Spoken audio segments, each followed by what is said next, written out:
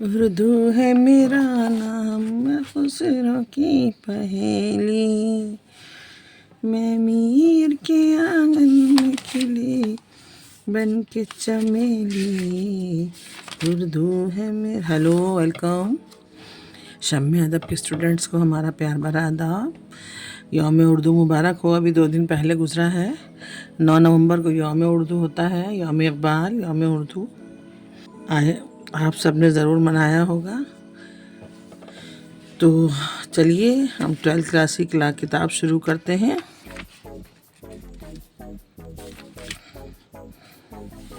U P board میں چلتی ہے ادبی سپارے۔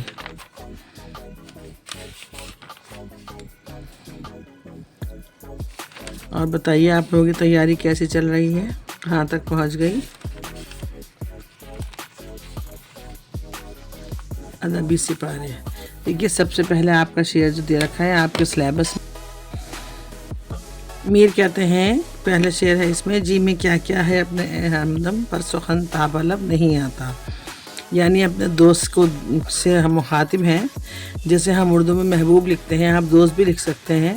میر کہتے ہیں کہ اے میرے ہمدم، اے میرے دوست، مجھ سے نہ پوچھ کہ میرے دل میں تیرے لیے کیا کیا باتیں ہیں، کیا کیا خواہشات ہیں، میں تیرے ساتھ کیا کیا باتیں کرنا چاہتا ہوں، میرے دل میں تو بہت کچھ ہے۔ پر سخن تابا، سخن کہتے ہیں بات چیت کو، بولنے کو، لیکن وہ جب تو سامنے آتا ہے تو وہ سخن تابا لب، یعنی لب ہونٹوں تک وہ باتیں میرے نہیں آ پاتی ہیں اور میں خاموشی رہ جاتا ہوں۔ اس سے تو یہ مت سمجھ لینا کہ مجھے کچھ کہنا بولنا نہیں آتا، یا میرے منہ میں زبان نہیں ہے، یا میرے دل میں تیرے لیے کوئی جذبات نہیں ہے۔ جی میں کیا کیا ہے اپنے اے ہمدم پر سخن تاب لب نہیں آتا، اے میرے دوست، میرے دل میں تیرے لیے بہت کچھ ہے، میں تجھ سے بہت سی باتیں کرنا چاہتا ہوں، تجھ سے اظہار خیال کرنا چاہتا ہوں، محبت کی باتیں کرنا چاہتا ہوں، لیکن جب تو سامنے آتا ہے تو میں سب کچھ بھول جاتا ہوں، وہ باتیں میرے ہونٹوں تک نہیں آ پاتی ہیں، تاب لب نہیں آتا، ہونٹوں تک نہیں آ پاتی ہیں۔ اسے تو یہ مت سمجھ لینا کہ میرے اندر تیرے لیے کوئی جذبات نہیں ہے، یا میں تجھ سے کچھ بولنا نہیں چاہتا۔ صبر تھا ایک مونی سے ہجراں، سو وہ مدت سے اب نہیں آتا۔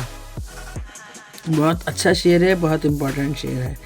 صبر تھا ایک مونی سے ہجراں، مونی کہتے ہیں دوست کو، ہجراں کہتے ہیں جدائی میں، بچھڑے ہوئے۔ جب تم مجھ سے بچھڑا اے میرے دوست، تو میرے پاس صبر کے سوا کوئی دوسرا دوست نہ رہا جس نے میرا خیال نہ رکھا ہو۔ لیکن ایک مدت ہو گئی، ایک عرصہ ہوا، اب اس نے بھی میرا ساتھ چھوڑ دیا ہے، اب میں بالکل تنہا ہوں، نہ تو ہے میرے ساتھ اور نہ مجھے اب تیری جدائی پر صبر آتا ہے۔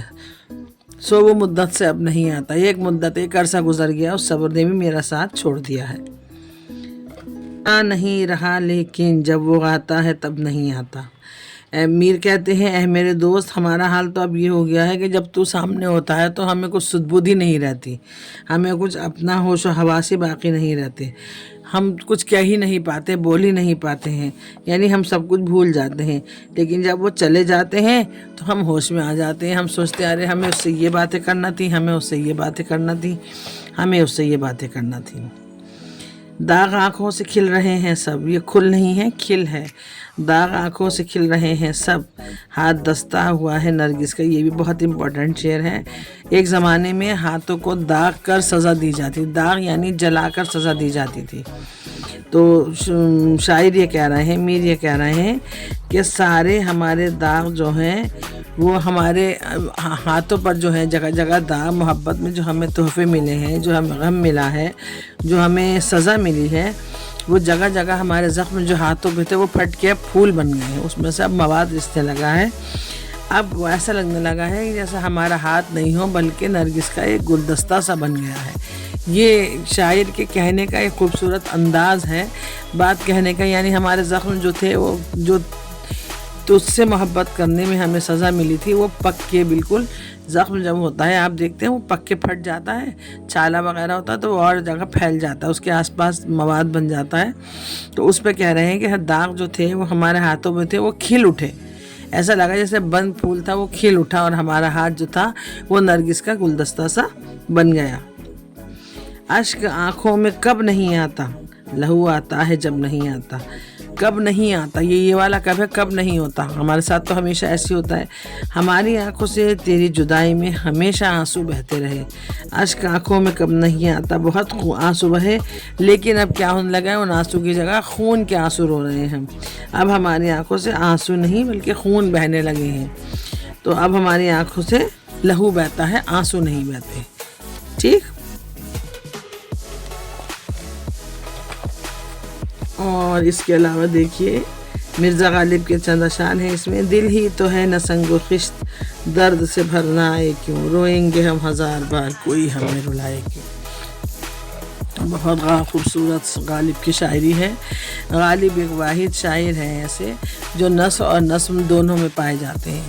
نثر میں آپ کے خطوط غالب آپ نے پڑھا ہوگا، 9th کلاس میں بھی ہے، 11th میں بھی ہے، 12th میں بھی ہے. ہاں ہاں ہاں میرا پیارا مہدی آئے، میرا علاء الدین کے نام ہے اور رشید صاحب کے نام ہے کہ ہاں ہاں ہاں میرا پیارا مہدی آیا، آؤ بھائی آؤ بیٹھو، یہ رامپور ہے، دار سرور ہے. اس طرح انہوں نے جو خطوں کا ایک نیا انداز ڈالا تھا.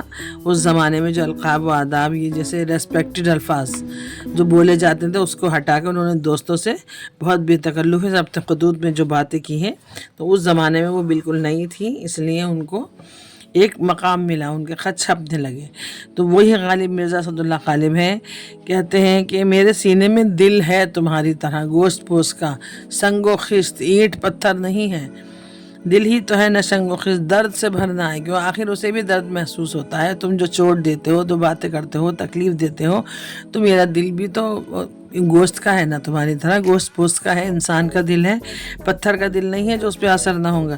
روئیں گے ہم ہزار بار کوئی ہمیں رلائے کیوں.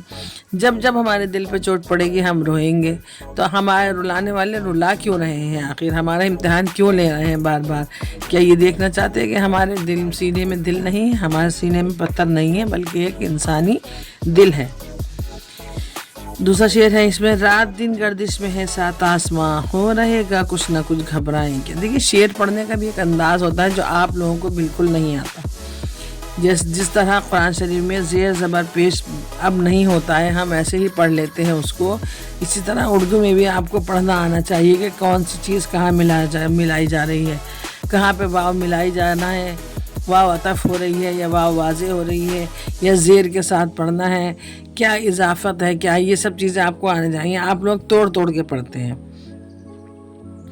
رات دن گردش میں ہے سات آسمان، اللہ تعالیٰ نے 7 زمین 7 آسمان بنائے ہیں، یہ ہم سب کو معلوم ہے. تو یہ کہہ رہے ہیں کہ 7 آسمان پر رات دن کچھ نہ کچھ تبدیلی ہو رہی ہے. دیکھیے آسمان کی تبدیلی سے تو دن نکلتا ہے، آسمان کی تبدیلی ہوتی ہے تو رات آتی ہے، ہوا چلتی ہے، بادل آتے ہیں، سورج نکلتا ہے، موسم بدلتے ہیں. تو وہ کہہ رہے ہیں رات دن گردش میں ہے ساتھ. جب ساری کائنات رات دن گردش کر رہی ہے، ایک نظام چل رہا ہے، تو اس زمین پر بھی انقلاب ضرور آئے گا، ہو رہے گا کچھ نہ کچھ گھبرائیں کیا. مرزا غالب نے وہ دور دیکھا ہے جب ہم آزادی کی جنگ لڑ رہے تھے. تو یہ اسی پیرائے میں کہا گیا شعر ہے کہ پریشان ہونے کی ضرورت نہیں ہے، بس ہمارا بچہ وقت قریب ہی ہے، ہو رہے گا کچھ نہ کچھ گھبرائیں کیا. یا کچھ نہ کچھ تبدیلی زمین پر بھی آنے والی ہے. جب رات دن 7 آسمان گردش کر رہے ہیں، ساری چیزیں کائنات کی جب گردش کر رہی ہیں، تو زمین پر بھی تبدیلی ضرور آئے گی. ہے خبر گرم ان کے آنے کی، آج ہی گھر میں بوریا نہ ہو. بوریا کا مطلب یہاں پر ہے بستر یا مسند یا ان کے شایان شان وہ جگہ جس پہ ہم بٹھا سکیں. کبھی کبھی ایسا ہوتا ہے کہ ہم اپنے گھر میں بہت اچھے اچانک مہمان آ جاتے ہیں، ہمیں سوچتے ہیں، ہمارا سمجھ میں نہیں آتا ان کو کہاں بٹھائیں، کہاں اٹھا لیں، کیسے ان کی خاطر کریں، کیا کریں. ہمیں ان کے آنے کی بہت تمنا بھی تھی. تو یہ وہی والا ہے کہ میں اپنے دوست کو اپنے گھر، اپنے عزیز دوست، اپنی جان سے پیارے دوست کو اپنے گھر تو بلانا چاہتا تھا کہ اب ان کی خبر آ گئی ہے آنے کی، اور میں اپنے گھر کو اب ان کے شایان شان نہیں دیکھ پا رہا ہوں، یا ان کی شان کے مطابق نہیں کر پا رہا ہوں، یا ان کی شان کے مطابق میرے گھر میں وہ آسائشیں نہیں ہیں، وہ چیزیں نہیں ہیں جو میں ان کی کہاں اٹھاؤں، کہاں بٹھاؤں. تو یہ خوشی کا احساس ہے، خوشی کا انداز ہے کہ ہے خبر گرم ان کے آنے کی، کہ محبوب کے آنے کی، میرے دوست کے آنے کی خبر آ گئی ہے، لیکن اب میری سمجھ میں نہیں آ رہا ہے کہ میں ان کی خاطر تواضع کس طرح کروں، کہاں بٹھاؤں، کہاں اٹھا لوں. ظاہر غالب ہے، امپورٹنٹ ہے، اس کے اشعار کی مطلب آپ سمجھ لیجئے تو اگر آپ دیکھیں شعروں میں سے ہی مطلب اٹھانا سیکھ جائیں گے تو آپ کو کسی کتاب کی ضرورت ہی نہیں رہے گی. اور ہمیں اردو پڑھنا ہی تبھی آتی ہے جب ہم شاعری میں توجہ دیتے ہیں، جب ہم نظموں کو مطلب سمجھنے لگیں گے، اشعار کو سمجھنے لگیں گے، تو سمجھیے اردو ہماری سمجھ میں آنے لگی. دیکھیے عمر بھر دیکھا کیے مرنے کی راہ، مر گئے پر دیکھیے دکھلائے کیا. کتنا اچھا شعر ہے، کتنا آسان شعر ہے. ہر شعر کو 2 بار 3 بار پڑھیں گے تو ہماری سمجھ میں خود بخود اس کا مطلب کہیں نہ کہیں سے ہمیں ایک لنک مل جائے گا، ربط مل جائے گا، اسے پکڑ لیں گے ہم. عمر بھر دیکھا کہ یہ مرنے کے لیے، یعنی انسان چھوٹی چھوٹی پریشانیوں سے گھبرا کے کہتا ہے اس سے تو بہتر مر جانا ہے، اس سے تو بہتر مر جانا ہے، ہم مر جائیں تو اچھا ہے. مر گئے پر دیکھیے دکھلائیں کیا.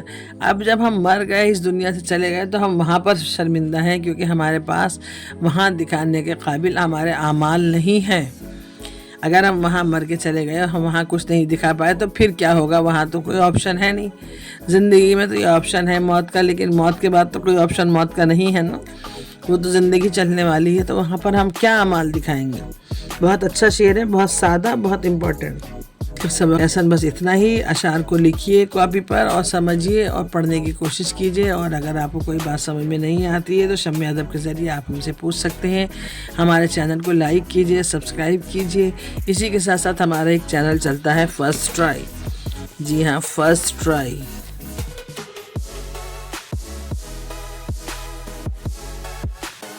First try by Nusrat. تو اس میں ہماری ساری گھریلو سمجھ لیجیے یہ خواتین کے لیے چینل ہے. اس میں سلائی، بنائی، کڑھائی، کوکنگ اور اسٹیچنگ سب کچھ ہے. ہمارے دونوں چینل لائک کیجیے، سبسکرائب کیجیے. اگلی کلاس میں پھر ملتے ہیں. اللہ حافظ.